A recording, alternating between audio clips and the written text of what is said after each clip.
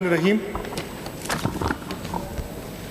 Mr. Speaker, I am grateful that you've allowed me this opportunity to make my budget speech for the budget financial year 2024-25 and the supplementary budget 2023-24.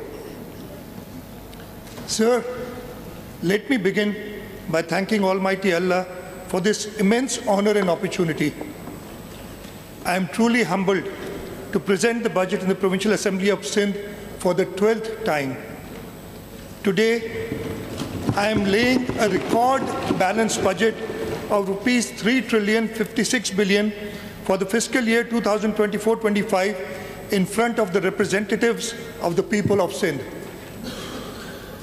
Mr. Speaker, sir, the Pakistan People's Party has been elected for the 4th consecutive term by the people of Sindh, and we are mindful of what this signifies, that we enjoy the continued trust of the people and have been able to justify this trust by consistent delivery.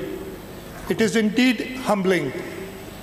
The credit of this goes entirely to the workers and the leadership of Pakistan People's Party.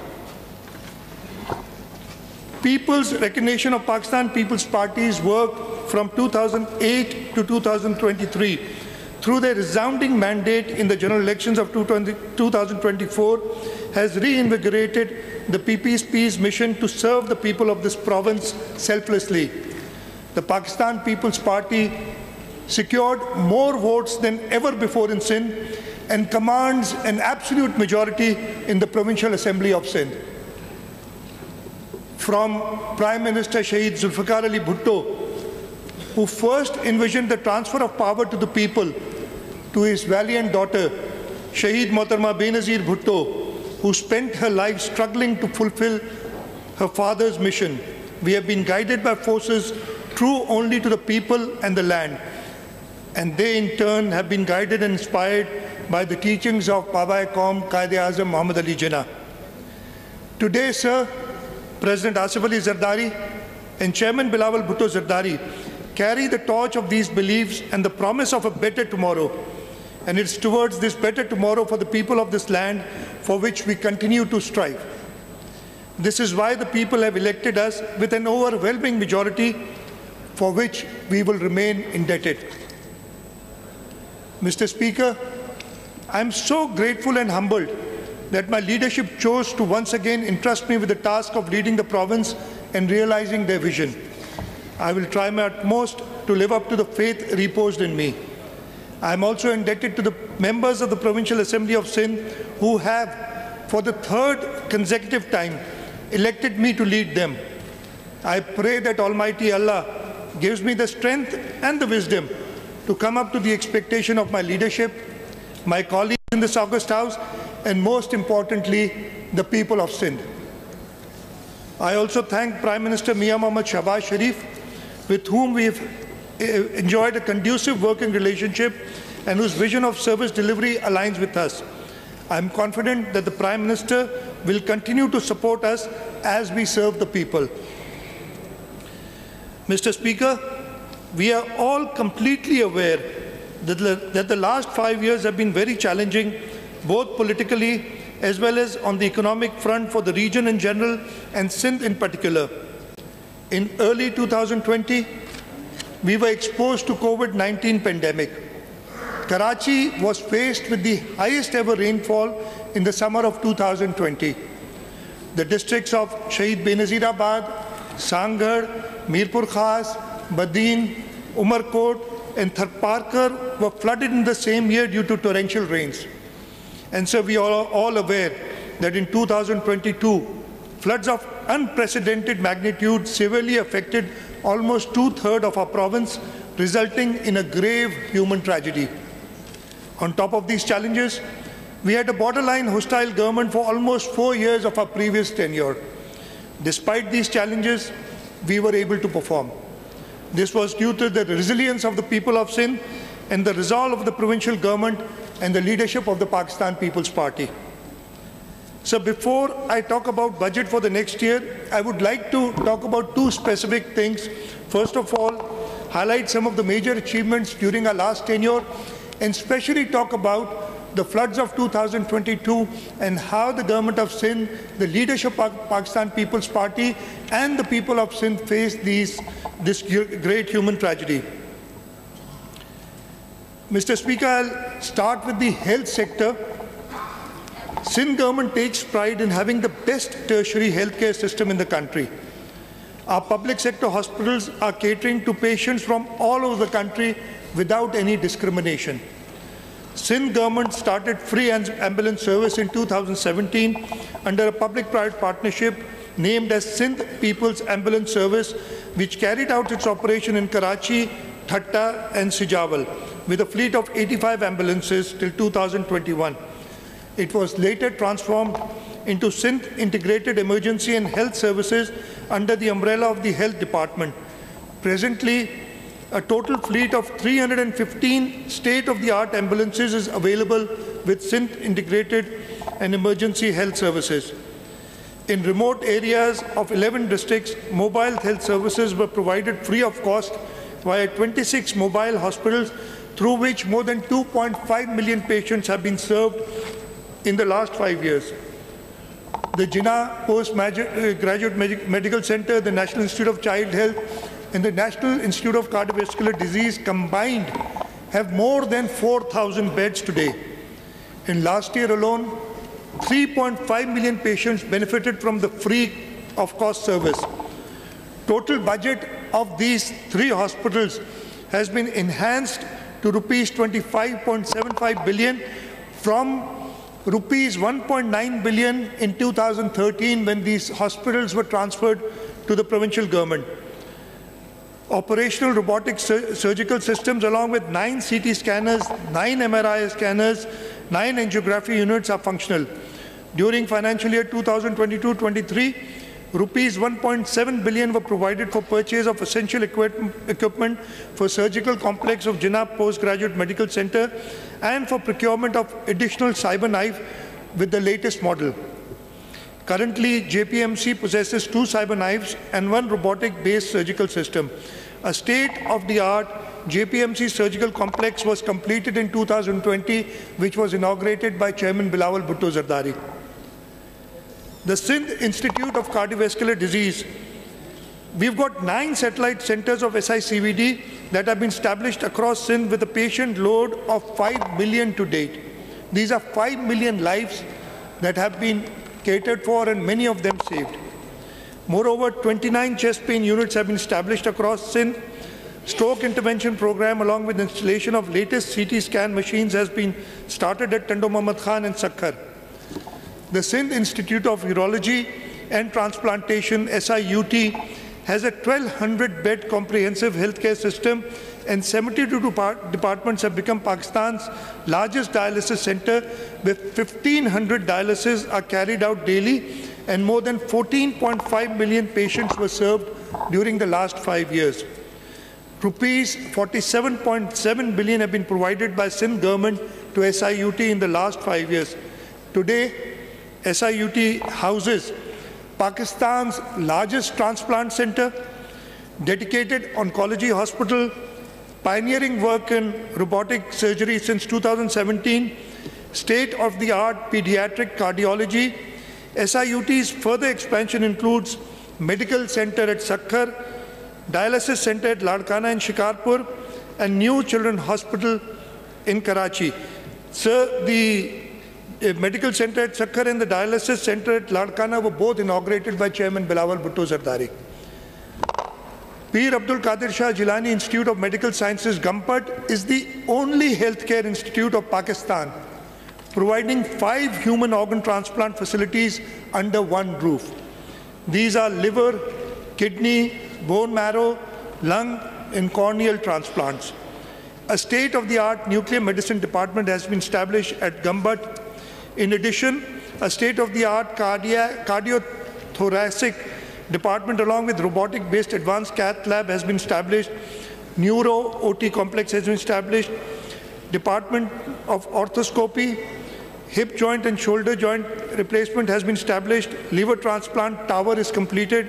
Stem cell gene therapy center has been established.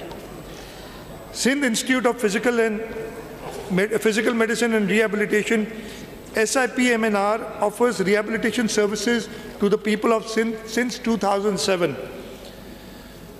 They serve people with disabilities. It established the Center for Autism Rehabilitation and Training Sindh, C-Arts, for providing free service to autism-affected children, thus making C-Arts the biggest network in South Asia for autism patients. C-Arts is running 5 centers in the province, 3 in Karachi and 1 each in Hyderabad and Gambat. Furthermore, C-Arts centers will be made functional at Shahid Benazirabad, Sakhar and Larkana in the next financial year. Sindh government, in a joint venture with Parents' Voice Association Ujala, has taken initiative of building the first free residential complex on a 4,000 square yards plot in DHA, Karachi, for persons with disabilities. The required funding of rupees 200 million for construction has already been released in the last financial year. The Sindh Institute of Child Health and Neonatology has the largest level 3 neonatal intensive care unit in Pakistan, with 77 bedded neonatal ICUs and 40 bedded pediatric ICU combined, all connected to incubators and supported by ventilators. ICUs and 40 bedded pediatric ICU combined, all connected to incubators and supported by ventilators.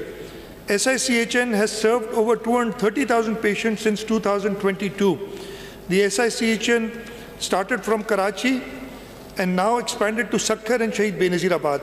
Intensive care units will soon be established in Ladkano Civil Hospital, Karachi, Sobraj Hospital, Karachi, and Mother and Child Hospital, Azam Basti, Karachi. A children's hospital in Mirpur Khas will also soon be functional. So I just want to talk about SICHN. Its Kurangi Center has more facilities for emergency than all the private hospitals, and I'm talking about the Aga Khans and the South cities combined, in one place, and it's all free of cost. Moreover, SICHN has Pakistan's first Sharia-compliant human milk bank has also been launched, setting new standards in neonatal care.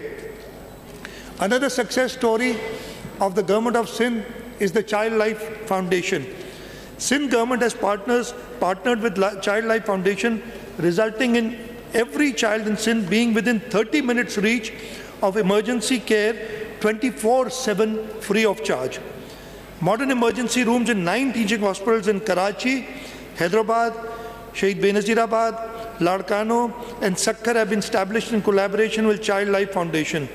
Through 106 telemedicine satellite centers, all tehsils of Sindh, tehsil hospitals across Sindh are linked 24/7 under a hub and spoke system. Till date, more than 6 million children have been treated in emergency rooms of government hospitals across Sindh in partnership with Child Life Foundation. Latest research by US-based Policy Global Health acknowledges high quality of pediatric emergency rooms at Sindh government hospitals operated in collaboration with Child Life. It is highly satisfying for us that in the 28th session Conference of Parties COP28 held in Dubai last year, Child Life Foundation was among the 3 finalists from 5,000 plus applicants who had made some difference in the lives of people. We lost to, I believe it was an Italian or a Turkish firm, but we came second in more than 5,000 people who participated. So I'll briefly talk about the education sector. A major problem was quality teachers. And what we've done is that we've hired or recruited more than 60,000 teachers, and they've been appointed in 700 schools, and these 700 schools have been upgraded to secondary and higher secondary schools. 700 shelterless schools have been constructed in our last tenure. Teachers' appointment on contract basis from 2008 to 19 have been regularized. 106 secondary schools with assistance of USAID and 76 girls elementary schools with assistance of JICA have been constructed. We established 4 more public sector universities, namely Sheikh Ayaz University, Shikarpur, Begum Nusrat Bhutto University, Sakhar, Government College University, Hyderabad, and Shahid Allah Bakhsh University at Jamshoro. Under the Benazir Bhutto Shahid Human Resource and Research and Development Board, more than 150,000 youths have been trained. Through the Sindh Education Foundation, the Government of Sindh has achieved notable success in terms of enhancing access to quality education for approximately 900,000 children through a network of 2,890 schools and centers. SEF, in partnership with Teach the World Foundation, has launched an out-of-box solution which has already established 50 micro schools where 5,000 out-of-school children have been enrolled. And I would suggest that these Teach the World Foundation schools be visited. We've already done 50. By the end of this year, we'll complete 100. These are children who are older children who've been out of school, and we take them out from the streets, bring them to our schools in areas where they've never gone to school, and the change that you see is phenomenal. Within weeks, the children who've never been to school, by use of assisted devices, start to not only read and write, but also do mathematics. And hopefully I will demonstrate this at the in my budget winding up speech, because this is one area that we have been very successful and we are proud of it. The teachers licensing program. Sindh government has launched a public-private initiative to improve the quality of education in government school. Through this initiative, a teaching license system has been introduced. This collaboration is of first type in Pakistan, whereby only B.Ed graduates are eligible to take the license test, thereby establishing teaching as a profession. Previously, teachers were inducted at government pay scale grade 14, but now grade 16 posts have been created exclusively for licensed teachers.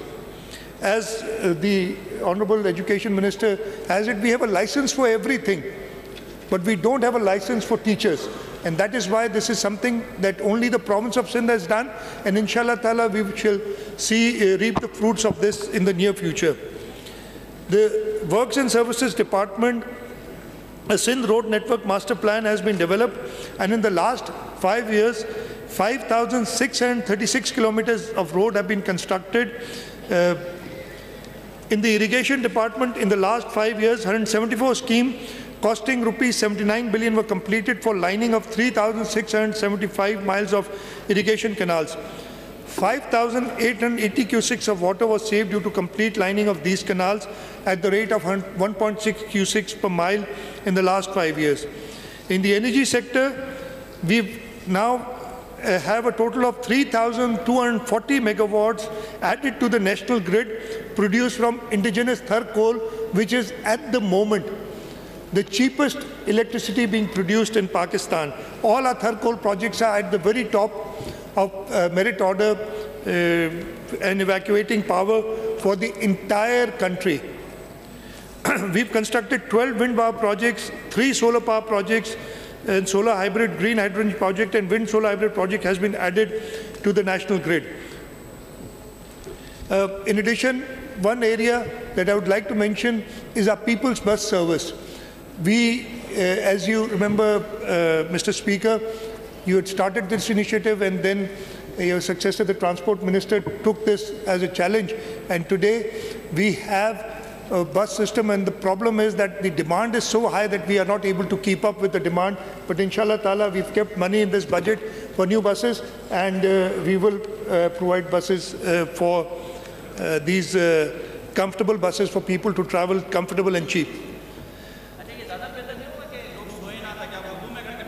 मैं उर्दू में तकरीर मौजूद है, ये कई बार हो चुका है, मेरे ख्याल है मुझे बीच में ना मैं वाइंडिंग अप में सारा उर्दू में दोबारा आपको बता दूंगा। इसे इंटरप्ट नहीं करते स्पीच में, नहीं स्पीच में इंटरप्ट ना करें प्लीज, बैठ जाएं आप। Sindh the best PPP framework in Pakistan which has been recognized internationally.